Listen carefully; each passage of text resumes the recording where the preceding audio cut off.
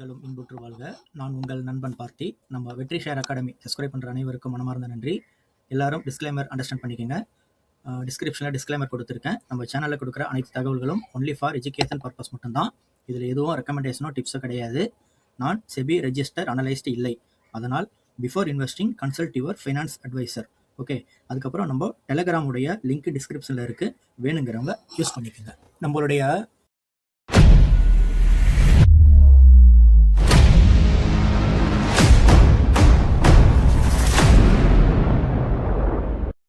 நம்மளுடைய கோல் என்னன்னு நமக்கு முதல்ல தெரியணும். அதாவது ஒரு கிளியர் ரோடு மேப்பு நம்மக்கிட்ட இருக்கணும். நம்ம ஒரு ட்ரேட் பண்ண போகிறோம் அப்படின்னா எந்த ஸ்கிரிப்டில் பண்ண போகிறோம்? ஆப்ஷன்ஸில் பண்ண போகிறோமா, ஃபியூச்சர்ஸில் பண்ண போகிறோமா, இல்லை ஸ்டாக்ஸில் பண்ண போகிறோமா, இல்லை கமாடிட்டியில் பண்ண போகிறோமா அப்படிங்கிற ஒரு தெளிவான ஒரு முடிவு நம்மக்கிட்ட இருக்கணும்.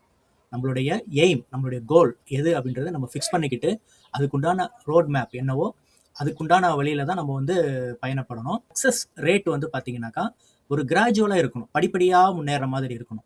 எடுத்த உடனே ஒரு 1 லட்ச ரூபா இன்வெஸ்ட்மெண்ட் பண்ணிட்டு எனக்கு அடுத்த நாளே ஒரு 2 லட்ச ரூபாய் எனக்கு ப்ராஃபிட் வரணும், இல்லை ஒரு வாரத்தில் எனக்கு 2 லட்ச ரூபா ப்ராஃபிட் வரணும் அப்படின்றதெல்லாம் சாத்தியமே கிடையாது.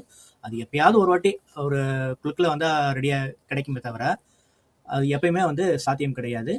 நம்மளுடைய கேபிட்டலுக்கு எவ்வளோ கிடைக்குமோ அந்த சக்ஸஸ் ரேட்டு தான் நம்ம பார்க்கணும். சரிங்களா? ஒரு 2-3%, 2% அவ்வளோதான். ஒரு 1 லட்ச ரூபா போடுறோம் அப்படின்னாக்கா ஒரு 2000 ரூபாய் இல்லை 3000 ரூபாய், அதிகபட்சம் ஒரு 4000 ரூபாய் ஒரு நாள் என்னோட ப்ராஃபிட் எனக்கு அச்சீவ் ஆகிடுச்சா ஓகே அப்படின்ட்டு அன்றைக்கி ட்ரேடை நம்ம க்ளோஸ் பண்ணிக்கணும். இன்னும் நான் மேலே எடுப்பேன், இன்னும் மேலே எடுப்பேன், 10,000 வரணும், 15,000 வரணும்னு போகும்போது என்ன ஆகுனாக்கா அது நம்மளுடைய கேபிட்டலே காலி பண்ணிட்டு போயிடும். அதே போல் மார்க்கெட்டுடைய சுச்சுவேஷன் நம்ம புரிஞ்சுக்கணும். மார்க்கெட் பேரிஷில் இருக்கா, புல்லிஷில் இருக்கா, சைடேஸில் இருக்கா, வேர்ல்டு மார்க்கெட் என்ன கண்டிஷனில் இருக்குது, என்னென்ன நடந்திருக்கு. நேற்று நைட்டில் நேற்று 3:30 மணிக்கு மார்க்கெட் க்ளோஸ் ஆயிடுச்சுனாக்கா அதுலேருந்து இன்றைக்கி காலையில் நம்ம மார்க்கெட் ஓப்பன் ஆகிறதுக்குள்ளே என்னென்ன முக்கிய நிகழ்வுகள், அதாவது ஷேர் மார்க்கெட்டை பாதிக்கக்கூடிய முக்கிய நிகழ்வுகள் என்னென்ன நடந்திருக்கு அப்படின்றது நம்ம ஓவராலாக நம்ம அதில் அப்டேட்டடாக இருந்துக்கிட்டே இருக்கணும். மார்க்கெட்டில் டச்சில் இருந்துக்கிட்டே இருக்கணும். மார்க்கெட்டில் என்ன நடக்குதுன்றது நமக்கு புரிஞ்சுக்கணும். அடுத்தது கற்றுக்கிறது அப்படின்றது ஷேர் மார்க்கெட்டில் ஒரு முடிவில்லாத ஒரு விஷயங்க. சரிங்களா? இது நான் முழுசாக மார்க்கெட்டில் நான் ஷேர் மார்க்கெட்டை பற்றி நான் முழுசாக புரிஞ்சுக்கிட்டேன், முழுசாக எனக்கு தெரியும் அப்படின்றது யாராலையுமே சொல்ல முடியாது. மார்க்கெட்டுங்கிறது தினம் தினம் நம்மளுக்கு ஒரு புதிய புதிய விஷயங்களை சொல்லி கொடுத்துக்கிட்டே தான் இருக்குது. நம்ம அதுக்கு பழகிக்கணும். கற்றுக்கிறதுக்கு நம்ம எப்பவுமே தயாராக இருக்கணும். மார்க்கெட் சொல்லி கொடுக்குற விஷயத்த நம்ம புரிஞ்சுக்கணும். சரிங்களா? அதுக்குண்டான ஒரு சுச்சுவேஷனை நம்ம கிரியேட் பண்ணி வச்சுக்கணும். சரிங்களா? நம்ம கற்றுக்கிறதுக்கு என்னென்ன பாசிபிள் இருக்கோ எல்லாத்தையும் நோட்ஸ் எடுத்து வச்சுக்கணும். இன்றைக்கி இந்த சம்பவம் நடந்திருக்கு, இது முக்கியமான நிகழ்வுகள் நடந்திருக்கு, இதனால மார்க்கெட் இந்த மாதிரி ஒரு இம்பாக்ட் ஆகிருக்கு அப்படின்றத நம்ம புரிஞ்சுக்கணும். நம்மளுடைய யுக்திகளையும் நம்ம அப்பப்போ மாற்றிக்கிட்டே இருக்கணும். இந்த எவாலுவேட் சொல்லுவோம் இல்லைங்களா? நம்மளுடைய யுக்திகள், நம்மளுடைய ட்ரேடிங் செட்டப். நேற்று ஒரு செட்டப்பில் பண்ணியிருப்போம், இல்லை போன வாரம் ஒரு செட்டப்பில் பண்ணியிருப்போம். அதே செட்டப்பு எப்பயுமே தொடரும் அப்படின்றது கிடையாது. போன வாரம் மார்க்கெட்டு வேறு மாதிரி இருந்திருக்கும், இந்த வாரம் வேறு மாதிரி இருக்கலாம், போன மாதம் வேறு மாதிரி இருந்திருக்கும். சரிங்களா? மார்க்கெட் நிலையானது கிடையாது. நாளுக்கு நாள் அது மாறிக்கிட்டே தான் இருக்கும்.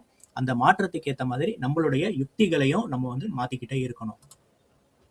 சரியான முடிவுகளை எடுக்கணும். சரிங்களா? இப்போ ஒரு ஸ்டாப் லாஸ் அடிக்குது அப்படின்னா கூட நம்ம ஓகே அப்படின்ட்டு நம்ம அக்செப்ட் பண்ணிக்கணும். அந்த இடத்துல நம்ம டிசிஷன் எடுத்தே ஆகணும்.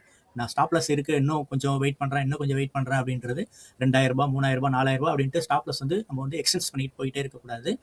ஒரு கேபிட்டலுக்கு 2% இல்லை 3% தான் ஸ்டாப் லாஸ் கொடுக்கணும். அது ஸ்டாப் லாஸ் ஹிட் ஆகிடுச்சா ஓகே பரவாயில்ல, இன்னைக்கு மார்க்கெட் என்னோடது இல்லை, நான் தவறான ராங் டைரக்ஷன் எடுத்துட்டேன் அப்படின்ட்டு நம்மளை தேத்திக்கிட்டு அன்னைக்கு மார்க்கெட்டை க்ளோஸ் பண்ணி வச்சுக்கணும். சரிங்களா? மறுபடியும் ரிவெஞ்ச் ட்ரேடிங் அந்த மாதிரி விஷயங்களுக்குலாம் நம்ம போகவே கூடாதுங்க. அது நம்மளுடைய கேபிட்டலே மொத்தமாக காலி பண்ணிடும். நல்லா ஒன்று புரிஞ்சுக்குங்க, மார்க்கெட் தான் ஆல்வேஸ் அல்டிமேட். நம்ம மார்க்கெட்டுக்கு அகைன்ஸ்டாக பண்ணவே முடியாது. நம்ம மார்க்கெட் கூடவே தான் ட்ராவல் பண்ணி ஆகணும். ஒரு சின்ன சின்ன சக்ஸஸ் வந்ததுன்னா கூட அதை நம்ம முழுமையாக அதை ஒரு அனுபவிக்கணுங்க. நம்ம அதை ஏற்றுக்கிட்டு சந்தோஷமாக அதை கொண்டாடணும். சரிங்களா? ஒரு லாஸ் வந்துடுச்சு அப்படின்னாக்கா நமக்கு அன்றைக்கி நைட்டு தூக்கமே இருக்காது. ஐயோ போயிடுச்சே, எவ்வளோ கஷ்டப்பட்டு நம்ம பணம் சேர்த்தோம், இப்படி ஒரு 4000 ரூபாய் போயிடுச்சு, 3000 ரூபாய் போயிடுச்சு அப்படின்றது நம்மளை உள்ளுக்குள்ளே ஒரு பக்கம் குத்திக்கிட்டே இருக்கும், அரிச்சிக்கிட்டே இருக்கும் இல்லையா? அதே மாதிரி நம்மளுக்கு ஒரு ப்ராஃபிட் வந்தாலுமே அந்த ஒரு சந்தோஷத்தை நம்ம முழுமையாக அனுபவிக்க பழகணுங்க. அது நம்மளுக்கு ஒரு நல்ல பாசிட்டிவ் எனர்ஜியை நம்மளுக்கு கொடுக்கும். அதே அக்செப்டபிள் ரிஸ்க். ஒரு நாளைக்கு நம்மளுடைய கேபிட்டலேருந்து 2% இல்லை 3% அவ்வளோதான் என்னுடைய ஸ்டாப் லாஸ் நான் கொடுப்பேன், அதுக்கு மேலே நான் கொடுக்க மாட்டேன் அப்படின்ட்டு நம்ம வந்து ஒரு முன்முடிவோட தான் இருக்கணும். ஒரு என்ட்ரி போடுறதுக்கு முன்னாடி நம்மளுடைய ஸ்டாப் லாஸ் என்ன அப்படின்றத நம்ம முடிவு பண்ணிக்கிட்டு தான் என்ட்ரியே போடணும். ஃபஸ்ட்டு நம்ம ஸ்டாப் லாஸ் என்ன, நம்மளுடைய கேபிட்டலுக்கு எவ்வளோ தாங்க முடியும் அப்படின்றத முடிவு பண்ணிக்கிட்டு எஸ்எல் போட்டுட்டு தான் நம்ம என்ட்ரியே போடணும். ஓகேங்களா? அண்டர்ஸ்டாண்ட் த கோல். அதாவது நம்ம ஒரு என்ட்ரி எடுத்துட்டோம், அந்த என்ட்ரி இன்னைக்கு எவ்வளோ தூரம் அது போகலாம், மேக்ஸிமம் அதோட டார்கெட் வந்து எவ்வளோ தூரம் இருக்கும் அப்படின்றத நம்ம வந்து ஒரு முடிவு பண்ணிக்கணும். ஒரு 20 பாயிண்ட் நம்மளுக்கு வந்து ஒரு மேக்ஸிமம் டார்கெட் ஒரு 20 பாயிண்ட் வரும் அப்படின்னாக்கா நம்ம வந்து ஒரு 10 பாயிண்ட் 8 பாயிண்ட் வந்தாலே நமக்கு போதும் அப்படின்ட்டு நம்ம வந்துடணும். 40 பாயிண்ட் 50 பாயிண்ட் வரும் அப்படின்ட்டு 20 பாயிண்ட் நமக்கு லாபம் கொடுத்துருக்கோம், ஆனாலும் நம்ம அந்த 20 பாயிண்ட் நம்ம புக் பண்ண மாட்டோம். இன்னும் வரும் 40 பாயிண்ட் வரும், 30 பாயிண்ட் வரும் எதிர்பார்த்துட்டு இருக்கோம். அது கடைசியில் மறுபடியும் ஜீரோக்கு வந்து நின்றுடும். அதனால அந்த பாசிபிளை வந்து நம்ம ஏற்றுக்கணும். இந்த மார்க்கெட் வந்து இவ்வளோ தூரம் போகலாம் அப்படின்னு நம்ம ஒரு ப்ரிடிக்ஷன் பண்ணியிருப்போம். அந்த ப்ரிடிக்ஷன் கரெக்டாக இருக்கணும். எவ்வளோ தூரம் போகுமோ அந்த அளவுக்கு வரதுக்கு முன்னாடி நம்மளுக்கு ஓரளவுக்கு ரீசனபிளான ப்ராஃபிட் வந்ததுனாக்கா நம்ம வந்து இதை க்ளோஸ் பண்ணிக்கணும்.